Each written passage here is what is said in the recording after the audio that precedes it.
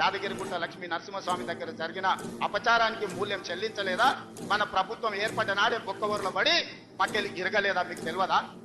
చేసిన పాపాలు ఎక్కడికి పో, మన ఎంబడే వస్తూనే ఉంటాయి నీడలాగా. ఇవాళ పాపాలు చేసింది కాబట్టి మీ పరిస్థితి. దాన్ని ఇంత రాజకీయంగా వాడుకోవాల్సిన అవసరం లేదు. ఒక మనిషి ఇంకొక మనిషి అందరికీ అవుతుంది. నువ్వు పుణ్యాత్ముల, రేవంత్ రెడ్డి పుణ్యాత్ముల, వాళ్ళ మినిస్టర్లు పుణ్యాత్ముల. అదే యాదగిరిగుట్ట మీద ప్రమాణం చేసి అందరికీ రుణమాఫీ చేస్తామన్నారు. అది పాపం కాలేదా? ఆ పాపం కూడా వెంటాడుతుంది కదా తమరిని. అని ఒక పెద్ద మనిషి ఎందుకు ఇప్పుడు 20 ఏళ్ళలోనే కింద మీద పడి దెబ్బలు తాగించుకుంటున్నారు, చచ్చిపోతున్నారు, హార్ట్ స్ట్రోక్ వస్తున్నది, రకరకాల రోగాలు వస్తున్నాయి అంటే వాళ్ళు పాపాత్ముల. ఇప్పుడు హాస్పిటల్లో పడిన వాళ్ళంతా పాపాత్ములే, బయట ఉన్న వాళ్ళంతా పుణ్యాత్ముల. ఈ పుణ్యాత్ములు కూడా మళ్ళీ ఉన్నాడు హాస్పిటల్ పోతారు కదా, మళ్ళీ ఉన్నాడు కాలు ఇరుగుతుంది, నడ్డి ఇరుగుతుంది, ఇంకోటి ఇరుగుతుంది, ఏదో అవుతుంది, వాళ్ళంతా పాపాత్ముల. రేవంత్ రెడ్డి గారు చెప్పినట్టుగా ఇప్పుడు ఈయన చేసిన పాపాలు ఎవరు పడతాయో, రాష్ట్రం ఏం పడతాయా చూస్తలేమా? ఎన్ని గుళ్ళ దగ్గర అసలు యాదగిరిగుట్టలో ఏం అపచారం జరిగింది అంతకుముందు? అది తీయండి. ఒకవేళ ఏమైనా అపచారం జరిగితే, అక్కడ ఏమైనా అవినీతి జరిగితే ఈ గవర్నమెంట్ బయటికి తీయాలి.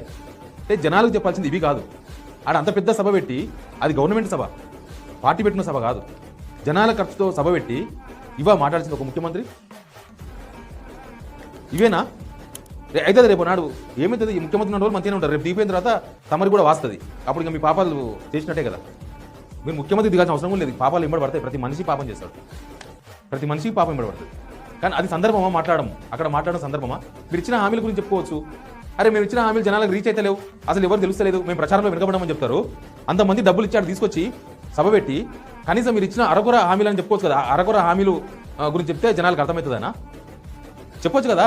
మీరు ఫ్రీ బస్ పెట్టమని చెప్పొచ్చు, యాక్సెప్ట్ చేస్తారు, రిజెక్ట్ చేస్తారు, ఇచ్చిన పోవా అంటారు. 4,000 రూపాయలు పెన్షన్ చెప్పినా కానీ 2,000 ఇస్తామని చెప్పొచ్చు కదా, త్వరలో ఇస్తామని చెప్పొచ్చు కదా.